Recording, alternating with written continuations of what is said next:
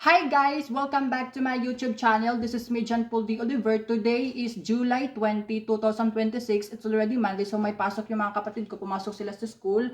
And today is already 8 a.m. and 9 a.m. in the morning. And sobrang mainit guys. So today, ang gagawin natin ay hindi po cooking without recipe kasi gagamit na po tayo ng ating butane tube. Ang gagawin, ako nga pala, my name is John Paul D. Oliver. Today is July 20, 2026. And today, yung gagawin at lulutuin ko ay garlic chocolate bread, guys. Yes, you've heard it right again. Garlic chocolate bread. Ay, asya na. Okay na. Yung gagawin at lulutuin ko today ay garlic chocolate bread.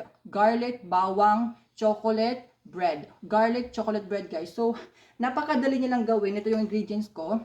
So, meron ako ditong 3 pirasong bread. Ayan. Ito yung ginamit ko guys na kulay orange. Kasi guys, for those who don't know, yung bread na to, yung flavor niya po is garlic. So, perfect po siyang bread para gawing garlic chocolate bread. Ayan po, yung kulay orange po. Actually guys, nakikita nyo na to sa mga vlog ko eh. Ayan o. Yung flavor kasi guys nito is garlic talaga siya. Ayan, may garlic po talaga siya at may sibuyas. And then next po, ito po yung gagamitin natin garlic. So guys, hindi ko po siya kinat-cut. Ayan, so gusto ko lang siya buo. So meron ako ditong 5 pirasong garlic. Hindi ko po siya kinat-cut into small pieces, kundi gusto ko lang buo lang talaga, sin buo. Next ay maglalagay tayo ng oil. And then next ay maglalagay tayo ng konting salt lang kasi ayoko nang masyadong matamis, 'di ba? If you know me, ayan. And then next ay maglalagay tayo ng konting magic sarap. Ayan. And then next, yung gagamitin nating chocolate guys, ay hindi na po Energin. Hindi na po Energin guys. Ito na po yung gagamitin kong chocolate ay itong aking favorite chocolate na Milo chocolate powder. Napakasarap po nitong yung aking Milo chocolate. Ito yung gagamitin ko ngayon guys sa garlic chocolate bread. Itong ating Milo chocolate bread. Ayan. 2 piraso po yan guys. And of course, meron tayo ditong mineral water. Napakalinis, napakakintab ng mineral water nito. Napakalinis. Ayan guys. 'Di ba? Okay guys, so masyado na akong ang daming sinasabi. So today, let's start na to cook. Okay. So ayan, meron tayo ditong kalan. Expect ko talaga guys na hindi talaga siya gagana. Nakakatakot. Wait guys, ilagay ko lang siya dito. Okay. Dito pa. Dito pa. Ayan. Diyan lang yung mga oil. Mga utensils. Ganon. Ayan guys yung butane namin, no, 'di ba?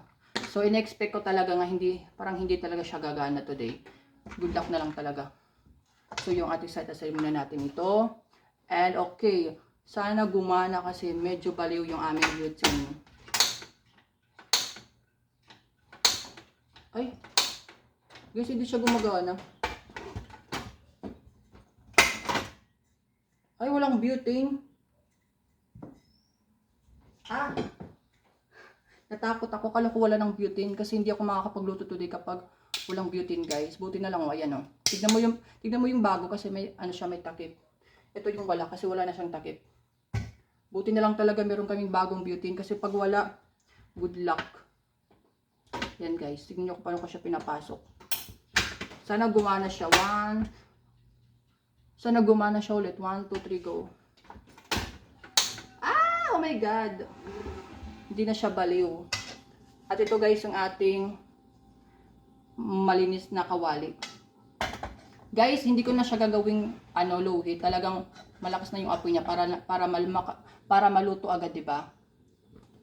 Okay. Nakikita nyo ba? Okay. So, nalagay na po natin yung ating kawali. Maglagay tayo ng konting oil. Ayan. So habang pinapainit natin yung ating oil, garlic chocolate bread cakes, napakasarap. So don't forget to click like, comment, share my videos, and subscribe my YouTube channel guys. Thank you so much kasi guys, road to 400 na po ako dito sa YouTube. So thank you sa mga nag-support sa akin, di ba? Thank you. Okay, so ilagay na natin agad itong ating tinapay dito sa mainit na oil. Para siyang ipiprito guys. Ayan. Para siyang ipiprito mo. Ayan. Para na siyang isda, diba? Pwede prito. Nakakaloka. Ayan. Wala na. Ayan. So, So para mo siyang ipiprito guys. 'Yun. Buti na lang talaga bago yung butane kasi kapag konti na yung butane, hindi talaga siya. Kasi tatlo yung gagawin ko guys. Tatlo po yung lulutuin ko today. So, sabi ko kapag hindi napalitan ng bago yung butane namin, hindi siya napalitan ng bago, hindi ako makakaluto ng tatlo kasi gagamit kasi ako today guys ng talagang may apoy. Na-miss ko lang guys talaga gumamit ng nagluluto na gumagamit ng apoy kasi masarap pa din talaga, mas better pa din talaga guys yung talagang naiinitan siya sa apoy. Ayan. So, iprito mo siya guys. Ayan. And then guys, ayan, medyo tumitigas siya kasi di ba napiprito.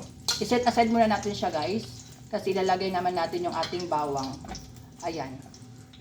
So, set aside muna natin siya dyan. And then, ilalagay natin ang ating bawang. Ayan. Bawang natin na 5. Ayan. So, yung bawang natin na, wala na. So, nakita nyo guys, i-set aside ko muna talaga dito para mas maluto yung bawang. Ayan, tignan mo yung ating bread, medyo tumigas-tigas na siya. Diba? Ayan o, tumigas-tigas yung bread natin. So, first time kayo guys makakita na nagluluto, na prenito yung tinapay, nakakaloka. Yung tinapay na may palaman pa yun hindi yun yung munay. Ayan. So, hintayin natin guys na mag golden brown yung ating garlic. Ayan. So, lutuin mo siya guys ng mabuti.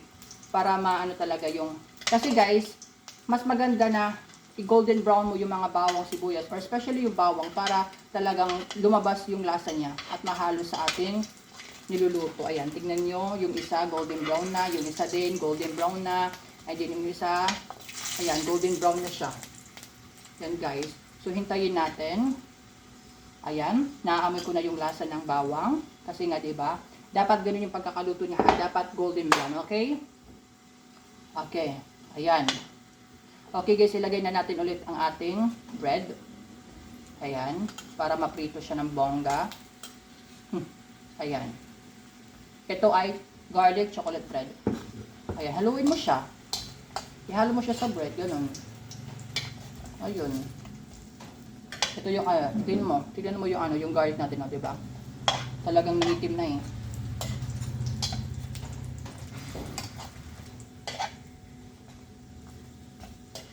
Ayan. I-prito mo, i-fried mo yung bread ng mabuti para tumigas siya. Tignan mo yung ating tignan mo yung ating bawang, diba? Nangitim, ng brown. Yan ang, dapat guys, ganun yung consistency niya. Dapat ganun yung pagkakaluto niya. Gayahin nyo yung sakit kasi this is originally from me. Ayan. And then, ayan. So, habang niluluto natin siya, tignan mo yung ating bread. Nangingitim na siya, diba? Ito yung tunay na niluto mo talaga at prinito mo ng bongga yung bread mo. Ayan. So, sama natin yung bawang para ma-absorb niya yung lasa ng bawang. Ayan.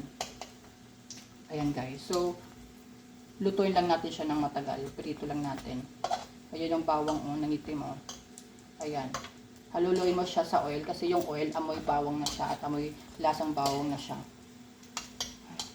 Ayan. Prituhin mo talaga yung bread as in. Prituhin mo. Huwag kang mag-alinlangan. Charot, ginalit. Ayan, para ma-absorb ng bread natin yung, ayan tumapoy na, yung lasa ng ating Tignan mo, di ba? Tignan mo, di ba? Umitim na yung, nangitim na. Ito din isa, nangitim na. Aray. Tignan mo yung isa, mas umitim ng sobra, Parang pwet na ng kawali namin, charing. Ayan guys, tignan mo din yung bawang, Tignan mo din yung bawang, nangitim na din, Okay guys, okay na to. Naprito na natin ang bongga. Yung kailangan lang talaga guys, yung bread natin is mangitim. Kasi kapag maitim yung bread natin na prito, ibig sabihin naluto siya at naprito ng maganda. Ayan nangitim na. Tignan mo, nangitim na yung bread natin. Next.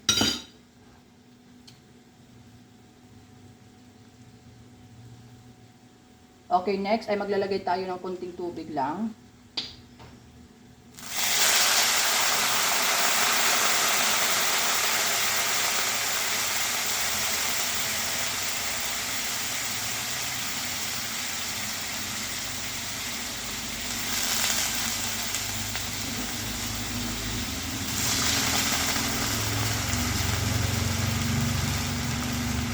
Ayan.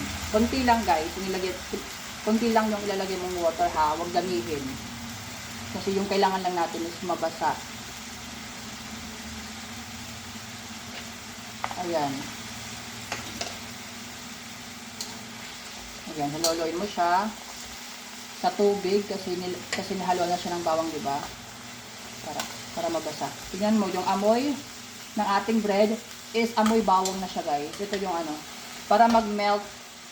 Nilagyan ko siya ng tubig, guys, para mag-melt yung bawang at talagang lumabas yung flavor ng bawang at mahalo sa ating bread. Okay? Yun ang reason ba't ko siya nilagyan ng tubig. Lagyan pala siya ng tubig. Oh! Jesus Christ. Ayan. Tubig pa. Ayan. Para lumambot siya.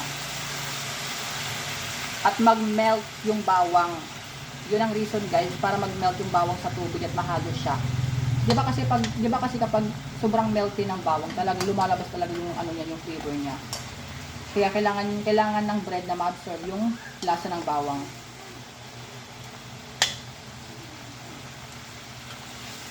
Ayan. Tignan mo, 'di ba? Ganoon dapat, guys, ha, yung pagkakagawa. Dapat melty yung ating, lagyan mo siya ng tubig para maging melty yung bawang mo at talagang doon talaga lalabas yung lasa niya. Yan, guys, okay na to.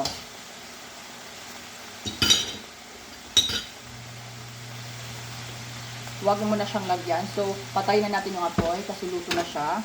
And then next ay maglalagay naman tayo ng ating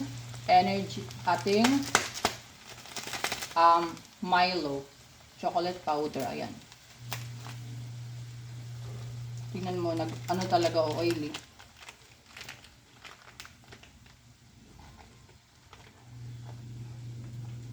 Medyo oily siya, guys. Nakita ko muna sa inyo. Medyo oily. Ito yung chocolate. Milo chocolate. Ayan. Ayan. So, itap natin. Guys, hindi pala. Ilalagay ko na siya dito. Magme-melt pa ako pala ng ano. I-set aside ko muna to. Kasi magme-melt pa ako ng chocolate. Ayan. Set aside ko muna siya. Ayan. Tingnan mo. Yung lasa niya talaga, guys, amoy bawang.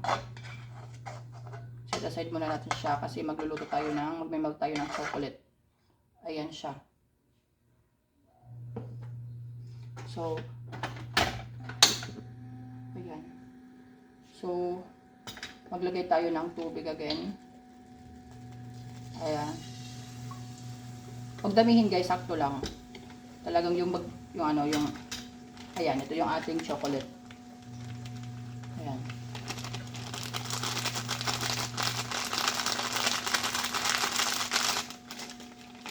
Ayan, wala na. At ito yung pangalawa.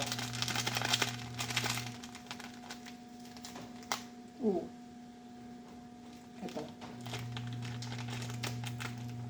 Ayan.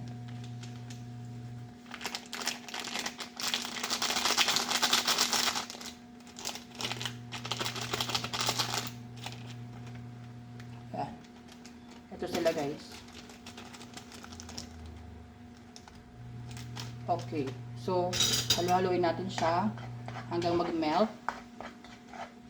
Ayan.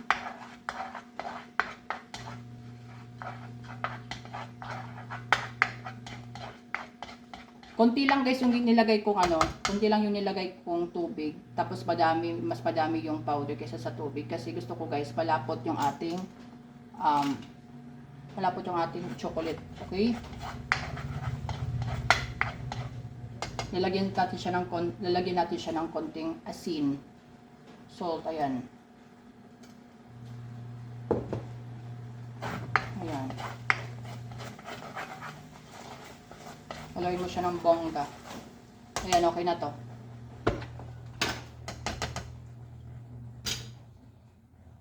So, okay na, guys. Luto na. Ilalagay na muna natin siya dito.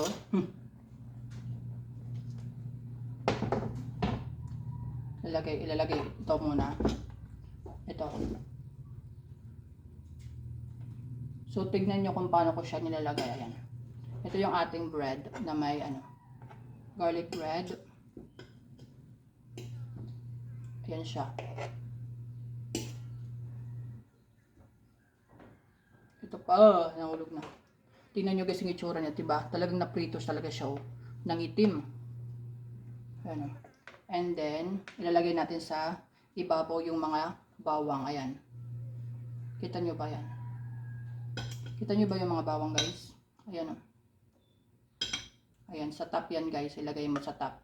Kasi toppings na to. Part na siya ng design natin. Ayan, okay? Pakita ko muna sa inyo yung may bawang. Close up. 1, 2, 3, go. Yung wala pang chocolate toppings. 1, 2, 3, go.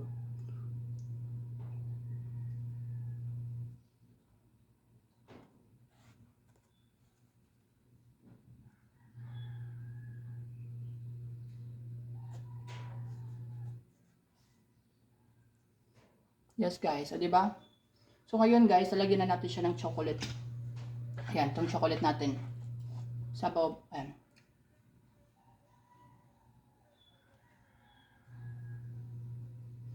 O diba? Ayan, tignan nyo. Ayan o.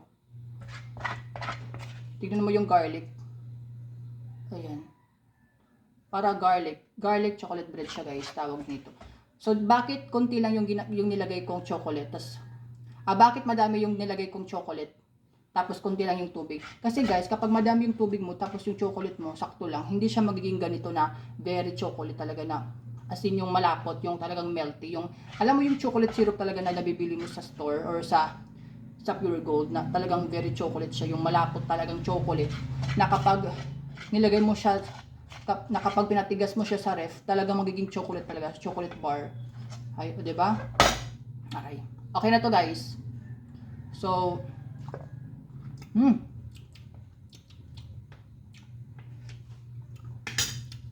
pakita ko sa inyo close up yung may chocolate na.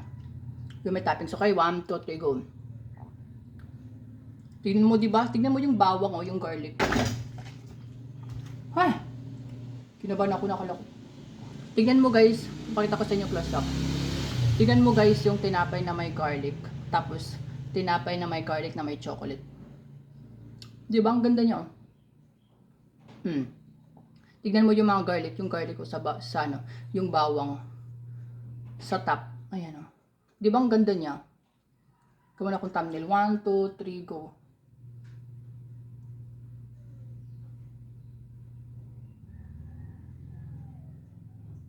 Okay na. So, titikman ko na siya, guys. Hindi ko titikman yung bawang kasi yung bawang is, na siya. Na-absorb na yung lasa niya sa bread natin. Tignan na yan. Tignan yung bread natin, di ba? Sobrang lambot, ayan. O, di ba?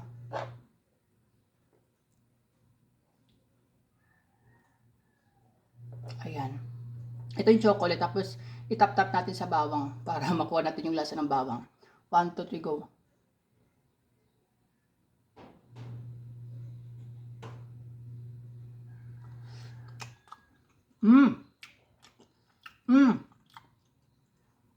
Ang sarap. Uy. I-rate ko siya ng 10/10. Yung lasa ng bread talagang sobrang bawang na. Yung lasa ng bread is very garlic na. Talagang 'di ba? Yung nilagyan natin ng tubig, nag-melt yung bawang. Tapos nung nag-melt yung bawang, yung lasa niya talagang nag-absorb sa bread natin. Kaya yung bread natin, amoy ba? Yung bread natin, guys, is lasang garlic or bawang na siya, guys. Kaya yung lasa niya, guys, is garlic or lasang bawang siya na may chocolate. Lasang bawang siya na chocolate yung lasa niya. Ayan guys, sana nagustuhan nyo yung aking niluto today na garlic chocolate bread. Sana gawin nyo, lutuin nyo, kainin nyo kasi napakadali lang guys. Yung ginastos ko lang dito guys is about 60 pesos. Napakamura lang guys, napakadali pang gawin. Ayan. Kaya guys, thank you so much for watching. This is me, John Paul D. Oliver. Don't forget to click like, comment, share my videos, and click notification bell para updated kayo sa mga videos ko. And don't forget also to subscribe my YouTube channel guys kasi road to 400 subscribers na ako, okay? Okay, see you in the next video guys. Ayan o. Maglaway kayo. Bye-bye. See you in the next video. Bye-bye.